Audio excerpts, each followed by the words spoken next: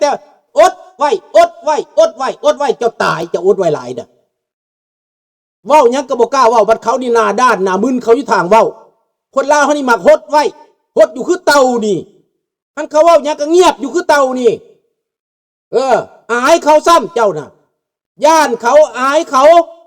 สองคนตัวเองเป็นหมื่นเป็นแสนก็ย่านเขาย้อนตัวเองบ่หน้าด้านว่าซั่นไป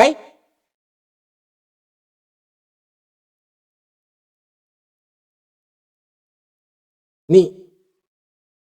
ดังนั้นความจริงมันเป็นความจริงแล้วโลกนี่มันกำลังเปลี่ยนไปเผด็จการมันใกล้สิตายแล้วสร้างสิตายเท่าเครือเสือสิตายเท่าไม้พี่น้องเขาว่าสร้างสิตายเท่าเครือเสือสิตายเท่าไม้มันอยู่บ่ได้กินบ่เป็นมันถูกมันยากมันใส่หนีบ่ได้มันอยากให้เฮาไปใส่หนีซอยมันพี่น้องสร้างหนีข้าพเจ้าว่ามันเป็นหนีทั่วโลกมันเป็นหนีรัสเซียมันเป็นหนี้จีนมันเป็นหนี้เวียดนามมันเป็นหนี้ไทยมันเป็นหนี้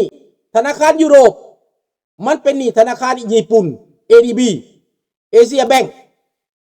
เห็นบ่ล่ะมันเป็นธนาคารหลายธนาคารมันเป็นหนี้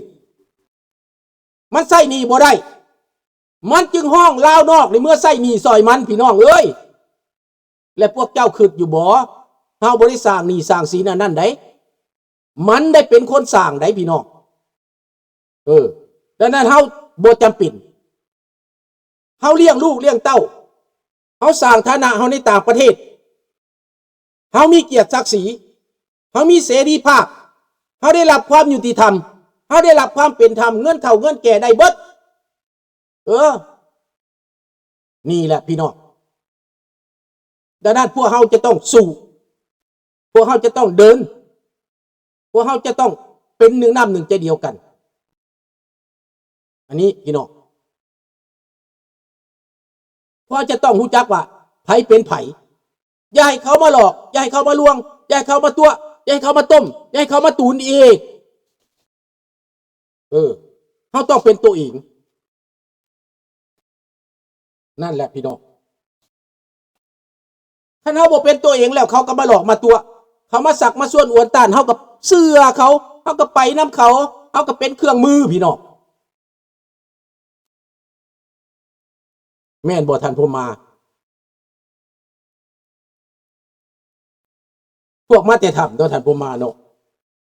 ถ้าไปเสื้อพวกทำกับเฮาก็เป็นบ้าทีแม่นบ่ล่ะปัญญาเฮาก็มีอีหยังเฮาก็มีเป็นหยังเฮาสิไปเสื้อมันโอ้เบิ่งดูดิขนาดว่าไปตลาดนี่นะไปตลาดโกสโก้นะปีหนึ่งมันส่งกลับคืนมาให้$100 กว่าดิพี่น้องตลาดซื่อๆได้เขายังให้ความเป็นธรรมตลาดได้จ่ายคืนนี่$155ข้าพเจ้าได้มือนี้นะได้จากโกสโก้ได้ก็ไปซื้อยังได้หลายอย่าง$155ขนาดตลาดซื่อๆนะก็ยังมีแบ่งปันคืนมาน่ะเฮามันไหลแต่เฮาซื้อแต่ละปีมันแบ่งปันคืนมาข้าเจ้าได้$155ปีนี้ปีกายได้$200 ปลายทุกปีมันส่งผลส่งคืนมาให้เฮาไปได้ตลาดอีกเขาดีได้ในต่างประเทศนี่นะไปลงตลาดซื้อเครื่องซื้อของเฮาก็บ่ได้ไหลอย่างเบิดเฮาเอามากินเฮาแต่มาท้ายปีมาส่งเช็คมาให้อีกว่าอันนี้เป็นเงินหยังเขาห้องว่ารีวาร์ดคูปองไปได้คูปองมาได้พี่น้องได้คูปองมามันก็ขับติกะเฮาได้แล้วไปเฮ็ดแนวอื่นบ่ได้ดอกเฮาก็ไปซื้อของมันคือเก่าหั่นแหละหากแต่ว่าเฮาได้$100 กว่ามันก็ดีได้ดีกว่าบ่ได้ได้พี่น้องนี่ในต่างประเทศอย่าไปเสือความตัวของเขาแม่นบ่บุญเนาะและมื้อนี้ข้าพเจ้ามีนัดกับธนาคารอยู่ก็เลย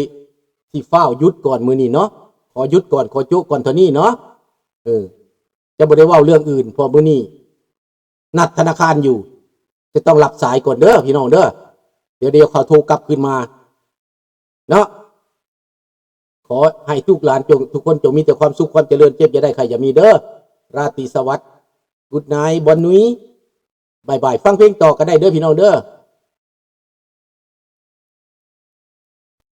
289คุณว่าจะได้คืนน่ะนั่นลุงก็ได้155ชุดดีแล้ว